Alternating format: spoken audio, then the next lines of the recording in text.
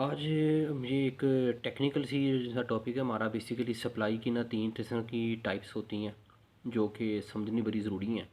तो इसे हम कहते हैं जी kinds of supply according to period of time. बड़े ध्यान से समझे इस चीज़ को, ये बड़ी इंपॉर्टेंट है। पहली हमारे पास बेसिकली 3 टाइप्स होती हैं। एक मार्केट पीरियड सप्लाई होती है जो वेरी शॉर्ट पीरियड सप्लाई होती है।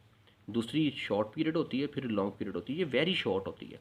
मार्केट पीरियड सप्लाई को आप इस तरह समझ लें बड़े आसान लफ्ज़ों में कि जैसे कि आपके कोई मोहल्ले के अंदर फेरी वाला मंडी से 10 किलो मछली लेकर मोहल्ले में बेचने के लिए आ जाता है। अब आप अगर उसको अचानक कहते हैं भाई मुझे 12 किलो दे दो, मुझे 13 किलो चाहिए, तो वो आपके 3 किलो के लिए अब दोबारा मंडी नहीं चला जाएगा। वो कहेगा जी मेरे पास तो 10 किलो ही, आप ये 10 ही ले लें, तो बाकी फिर 3 किलो कहीं और से ले लें। समझ लगी? तो सप्लाई को बढ़ाना मार्केट पीरियड सप्लाई में इतना आसान काम नहीं होता। ये फिक्स होती है फॉर द टाइमिंग। इसलिए अगर आप इसको ड्रॉ करना चाहते हैं तो हम इसको ड्रॉ करके दिखाते हैं। ये प्राइस होगी, ये क्वांटिटी सप्लाइड होगी, तो ये बिल्कुल वर्टिकल होती है। मार्केट पीरियड सप्लाई कहते हैं इसको। ठीक हो गया?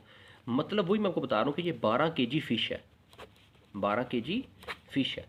वो ले आया ना, अब उसने हर इनकी मुफ्त कीमत पर इसको बेचेगा, लेकिन वो 12 को 14 नहीं कर सकता, ये 14 नहीं कर सकता, क्योंकि आपको अभी मैंने आपको बताया कि उसके पास ये सप्लाई फिक्स होती है। वो मंडी गया, वो सुबह 13 किलो या 15 किलो जितनी भी आप कह लें इस वैल्यू को, वो मछली लेकर आ गया, उसने वही बेचनी है। तो उसको मार्केट पीरियड सप्लाई फिक्स होती है, वर्टिकल होती है, इसके अंदर चेंज नहीं होती।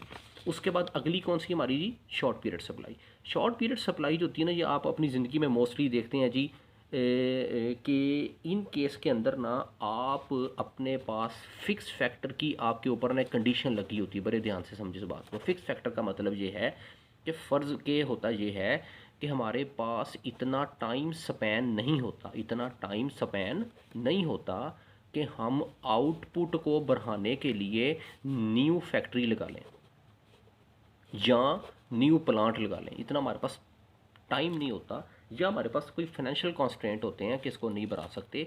इसलिए अगर हमने आउटपुट बढ़ानी है तो फिर बढ़ानी कैसे है? फ़र्ज़ किया हम 100 अशिया बना रहे थे, अब हमें ऑर्डर आ गया जी 300 का।